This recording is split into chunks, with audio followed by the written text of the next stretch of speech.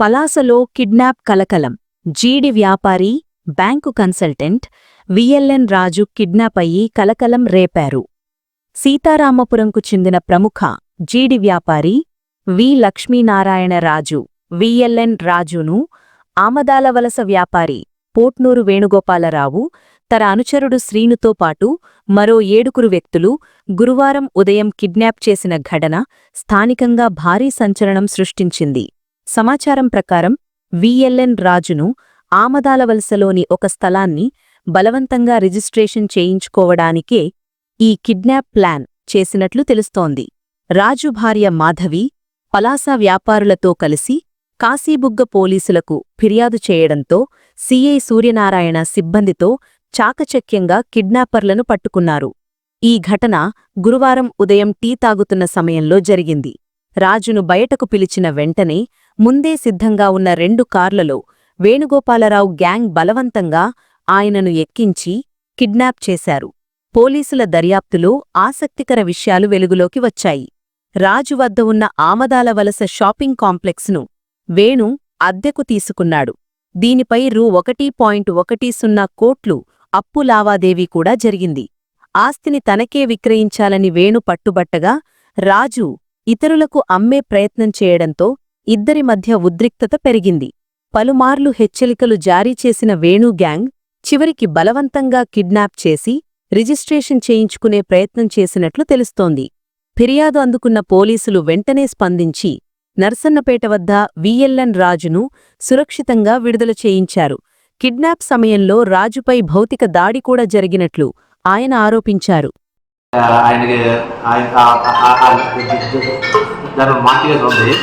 ఆ మార్టిగేజ్ కూడా ఎవరైతే తీసుకెళ్లారో అతన్ని ఆయనకి 40 లక్షలు పెట్టి మార్టిగేజ్ రిలీజ్ చేయించాడు. టోటల్గా అతనికి ఈ రాజుగారు అతనికి 2,40,00,000 బాకీ అయ్యాడు.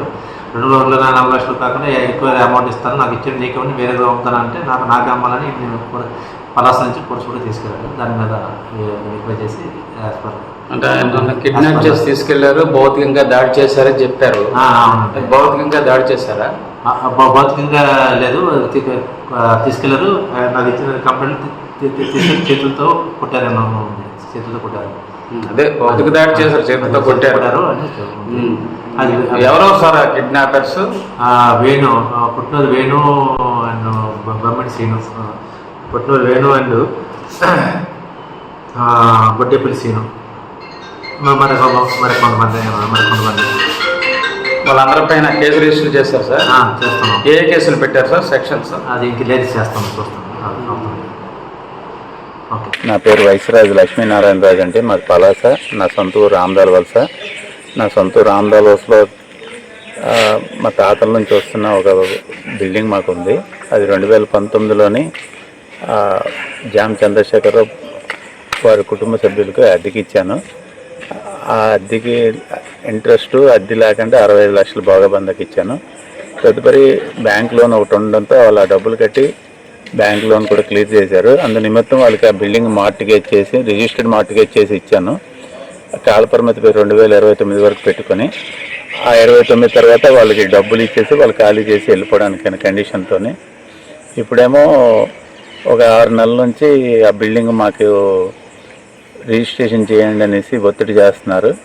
నేను బిల్డింగ్ రిజిస్ట్రేషన్ చేయను, మీ డబ్బులు మీకు ఇచ్చేస్తాను, మీరు ఖాళీ చేసేయండి అని చెప్పాను. అలా ప్రయత్నం చేస్తుంటే ఈ తరుణంలో మాకు బిల్డింగే కావాలని పేచి పెట్టి నాకు ఒత్తిడి చేస్తున్నారు. వారం 10 రోజుల నుంచి బెదిరిస్తున్నారు, నువ్వు ఎలా రిజిస్ట్రేషన్ చేయవో చూస్తామనేసి. మీకు బెదిరిస్తుంది ఎవరండి? బొడ్డేపల్లి శ్రీనివాసరావు అండి. బొడ్డేపల్లి శ్రీనివాసరావు, పుట్టినూరు వేణుగోపాల్ ఇద్దరు కలిపి బెదిరిస్తున్నారు. 4-5 సార్లు మా ఇంటికి వచ్చారు ఈ మధ్యకాలంలోనే.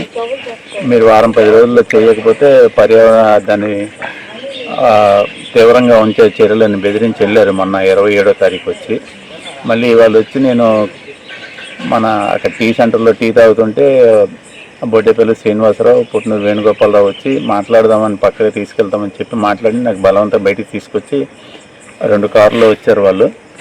నేను కారు ఎక్కనని ప్రతిఘటిస్తున్నా నాకు మ్యాన్ హ్యాండిల్ చేసి నా కారు ఎక్కించి 2 కార్లతో నాకు తీసుకెళ్లారు. ఇవాళ ఎలాగైనా నీ చేత బలవంతంగా రిజిస్ట్రేషన్ చేయిస్తాం, ఎవరి కోసం చేయవు, ఎవరు వస్తామో చూస్తామని అన్నారు. అక్కడ ఉన్న మా స్నేహితులు అది చూసుకొని మా ఇంటికి ఇంటిమేషన్ ఇచ్చారు.